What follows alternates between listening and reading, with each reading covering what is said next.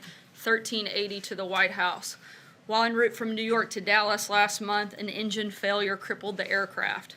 Because of Captain Tammy Jo Schultz, one of the first women ever to fly tactical fighter aircraft in the United States Navy, First Officer Darren Ellisor, and the 3 crew members, the plane was able to land safely in Philadelphia. We continue to pray for the family of Jennifer Reardon, who tragically passed away due to injuries she sustained. The President thanks all of these men and women for their bravery.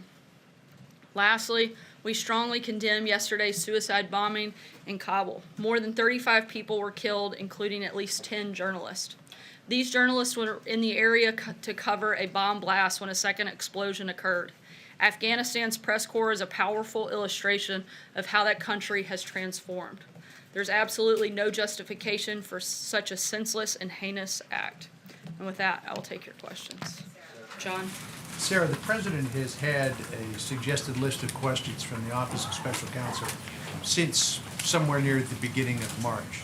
We know that the Special Counsel wants to look into some 50 different areas of inquiry. Has the President had a chance to review those questions, digest them, and what does he think of the line of questioning?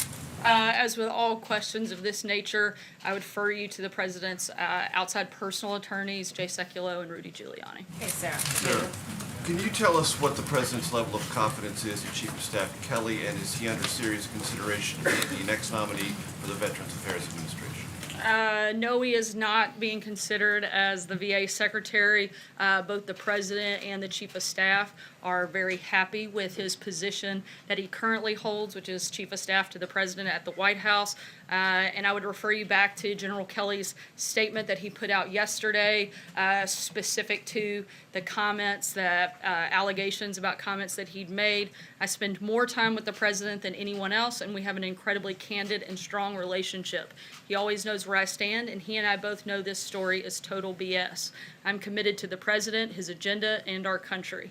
This is another pathetic attempt to smear people close to President Trump and distract from the administration's many successes. Ask you about Iran, Sarah. You described it, or the NSC last night described it as a clerical error, but it was a significant editing error that has policy implications. Can you state from the podium what this White House believes is the current state of Iran's pursuit of a nuclear weapon, and if it's in full compliance with a joint comprehensive plan of action as the IAEA has said it is? We think the biggest mistake that was made was under the Obama administration by ever entering the deal in the first place.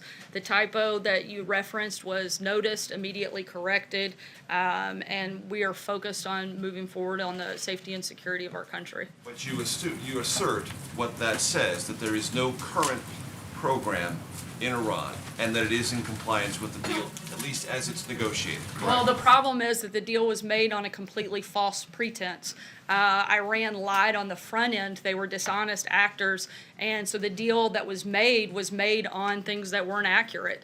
And we have a big problem with that, particularly the fact that Iran's nuclear capability were far more advanced and far further along than they ever indicated, which if this nuclear deal maintains as it is right now, when the sunset provision hits in 7 years, they will be much further along in the process and and able to make a nuclear weapon much quicker than they've ever indicated before. And that's a big problem. John? Thank you, Sarah. I wanted to ask you about the reprieve that the EU, Canada, and Mexico are receiving, this 30-day reprieve for the tariffs on imported steel and aluminum. What is going to take place during this 30-day period, and what are the chances of that exemption being made permanent for the EU, Canada, and Mexico? We are extending those negotiations because we've seen some progress. I'm not going to get ahead of what that may look like, but we have 30 days to continue in those negotiations and hopeful that we can get something that works for everybody. If I may, I just wanted to ask you about something that took place last week involving the President's personal attorney, Michael Cohen. He, in court documents, asserted that he would assert his Fifth Amendment rights in the Stormy Daniels lawsuit, which was filed against both him and the President. And you may recall that in September of 2017, the President at a campaign rally said, "The mob takes the Fifth." And he also said, "If you're innocent, why are you taking the Fifth Amendment. Do those ideas also apply to Michael Cohen? Does the president stand by those comments? I can't speak on behalf of Michael Cohen. I'd refer you to him. Francesca? Thank you, Sarah. On those list of 44 questions, the president said today that the leak was disgraceful, but a former assistant to special counsel Robert Mueller has suggested that the White House was behind the leak. Is he wrong? Once again, I can't comment on anything regarding those questions, and I would refer you to the president's That was outside a question counsel. about specifically the White House though being involved in it. It was actually specific to the president, and that's why I'm referencing and referring you to the president's personal attorneys who can speak on that A matter. question about the White House specifically then, is the White House concerned, as Congressman Adam Schiff has said, that so many of the questions point to obstruction of justice? We here at the White House tried never to be concerned with anything dealing with Adam Schiff. Blake? Thank you, Sarah.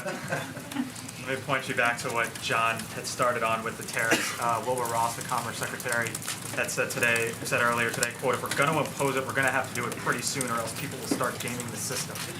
It sounds like you feel like this is moving along, but do you agree, does the White House agree with the Commerce Secretary that you're going to have to move forward on this pretty soon? And if so, what exactly is pretty soon? Certainly, it's a 30-day extension, and we expect for these negotiations to be completed at the end of those 30 days. So will this be the last of the 30 days then? I'm not going to get ahead of the process, but right now we're working on negotiating a deal during this 30-day time period, and we'll keep you posted if there's anything that changes. Clarify Dr. Ronnie Jackson's status. If he's no longer the president's personal physician, why not?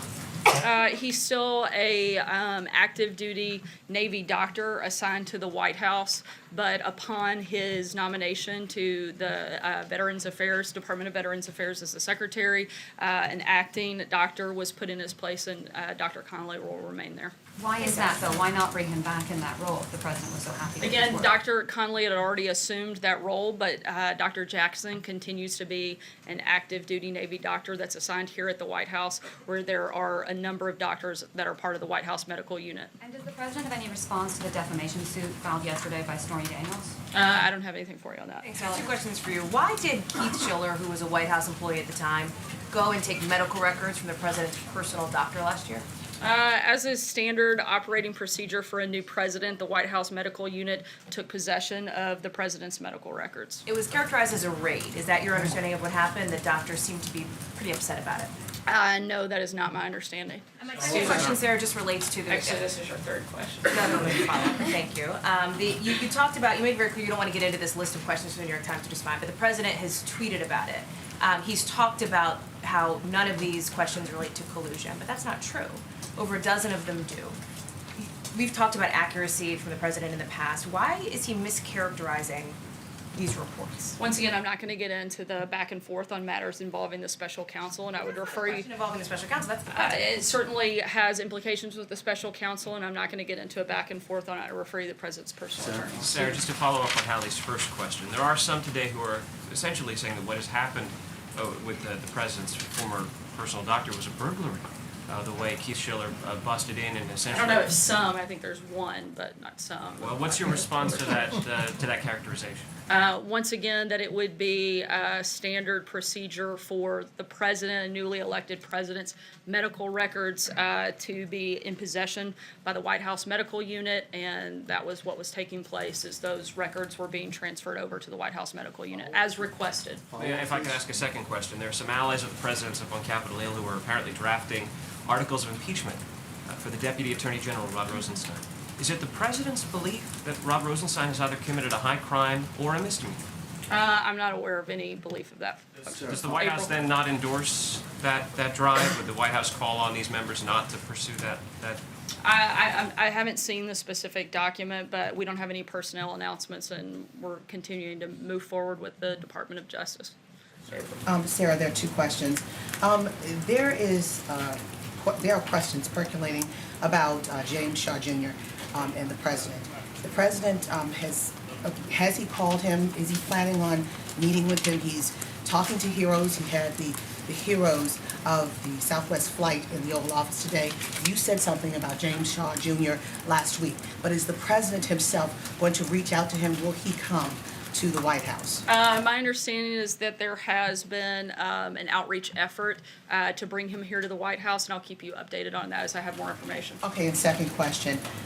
Payoffs, hush money, Russia trolls, Facebook, WikiLeaks, DNC had Comey email investigations on the eve of the election, allegations of collusion. Do these issues give support to those who say, who offer questions about the president's legitimacy? I'm not sure I followed the question, but I think the fact that millions of Americans came out and voted for and continue to support this presidency makes him pretty legitimate. Steve? Sarah, in front of the announcement yesterday, how is that affecting the president's thinking about what to do about the Iran nuclear deal? Certainly the fact that the deal was made under false pretenses is problematic, but the president's been very clear that he thinks the deal is one of the worst that we've ever seen, and we'll keep you posted when he's made a final decision on that front. When did the president first hear about this? Was it in early March when he spoke to Prime Minister Netanyahu? I'm not aware of the exact date that the president was made aware, but the White House and the president were made aware prior to Israel's announcement yesterday. Last thing, was this coordinated yesterday with the White House? Did Netanyahu give you a heads up and say this is coming? This was something that the Israelis did. However, they did give us a heads up that it was going to take place prior to the announcement. Sarah, back to the president's tweet this morning, he said there is no question on collusion, but when you look at these specific questions about outreach by the campaign to Russia, aren't these questions about collusion?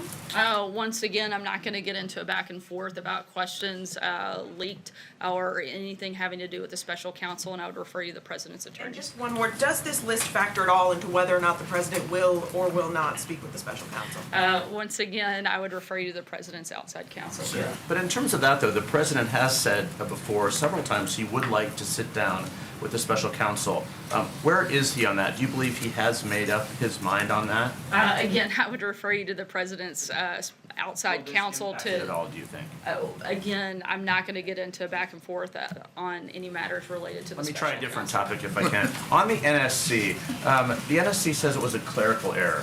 But how does a mistake like this get made? And do you believe that the White House has a credibility problem around the world with its statements like this? Do you take this seriously? Absolutely, which is why we immediately corrected it. But again, I think the biggest mistake is the fact that the United States ever entered into the Iran deal in the first place. That, to me, seems to be the biggest mistake in this process, not a simple typo that was immediately corrected and notified individuals as soon as we knew that it had happened. The White House never sent out a corrected statement. They put it on their website, but they have never sent out a corrected statement. Why was that? We responded to every journalist inquiry that we received that we're aware of, or to the best that we could, responded to each person that asked about that. Sarah, the president yesterday talked about holding his meeting with Kim Jong-un in the DMZ, and he said there are some people that don't like the look of it. Has the location of this meeting and doing it in the DMZ been the subject of some debate internally? And what qualms might some members of the staff have about holding the meeting there?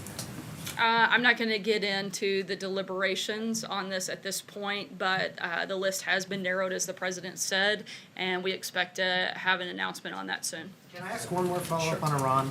You said twice now that the Iranian nuclear deal was made under false pretenses. But, you know, as is clear from the historical record, the U.S. and its partners made this deal with Iran precisely because they knew Iran wasn't truthful about its military nuclear program. So are you suggesting that back in 2014-15 we believed Iran? I'm suggesting that the deal never should have been made in the first place, and even the fact that they had been known to be bad actors to some degree, the degree to which they were not being honest was not fully known at the time the Iran deal was made, is our understanding. Thanks, Sarah. Two questions. One is about the lawsuit filed today by California and 17 other states over their right to have EPA fuel standards in cars. They're fighting the administration on this. I wanted to know what your response was to the lawsuit, and also the broader question that this administration seems to be on the other side of the traditional Republican argument on states' rights on a number of cases. Is there any apprehension internally about having such a heavy hand with the states?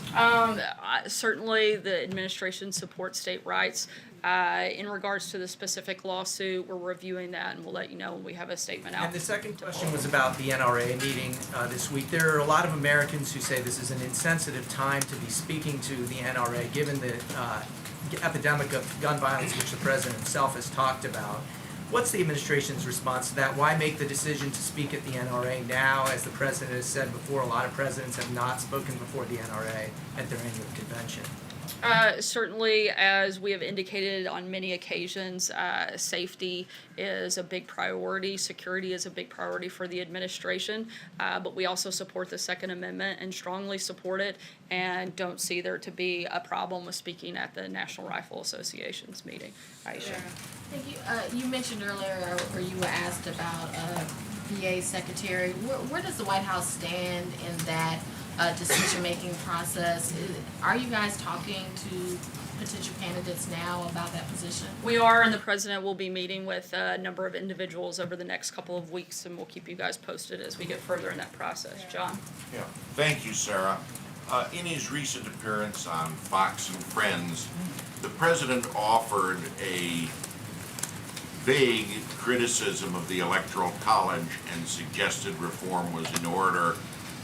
Several pundits after interpreted this as support for the controversial National Popular Vote plan, in which states give their electoral votes to the winner of the popular vote nationally. Is that what the president meant? Could you offer a more perspicacious definition of what he said that? I don't have any policy announcements on that front or something that we're looking to do, but certainly want to always look for the best way to preserve the integrity of our elections. Well, Olivia, also, sorry, go ahead. yeah, was he aware that the Republican National Committee in May of 2011 had a resolution condemning that National Popular Vote plan? I'm not sure if he was aware, but I am pretty sure that the president is more than happy at times to say what he thinks is right, whether or not that there was a statement made many years ago contrary to that. Olivia? Thank you, Sarah. I've got a couple on foreign policy. You mentioned the Afghan attack. When Senator Rand Paul came out and said he was going to support Mike Pompeo for Secretary of State, he said that he was doing so because Mike Pompeo now agreed with the president that the time is now to withdraw from Afghanistan. Does the president agree with that characterization of his views? I don't have any updated policy guidance on that front. We laid out our Afghanistan strategy just a few months ago, and there's no change to that policy at this point. And then on Iran, the question of what it means to withdraw from the Iran nuclear agreement has come up a couple times. In the president's mind, does that mean immediately reimposing sanctions, doing what's called snapback, or does it mean something else? I'm not going to get ahead of anything the president may or may not do, and once he makes a final decision, he'll make that announcement. Last question, Brian. Thank you very much, Sarah. When the president spoke with Israeli Prime Minister Benjamin Netanyahu on Saturday, did the Israeli trove of documents about Iran's nuclear program come up? And did the president encourage Israel to release those documents on Monday? I'm not sure beyond the readout of the call, but I do know that we had discussions with Israel about their rollout, and we were notified prior to their announcement being made yesterday. The White House had us encourage Israel on the timing of the release?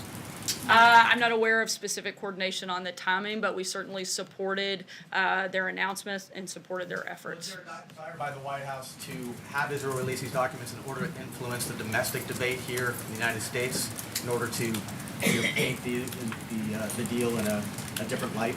I think there was a desire to make sure people understood the truth and had all of the information that was out there. Thanks so much, guys. Thank you. John. We need a thesaurus. I just love perspicacia. Sorry, it's just that was killing me. Trying to get people.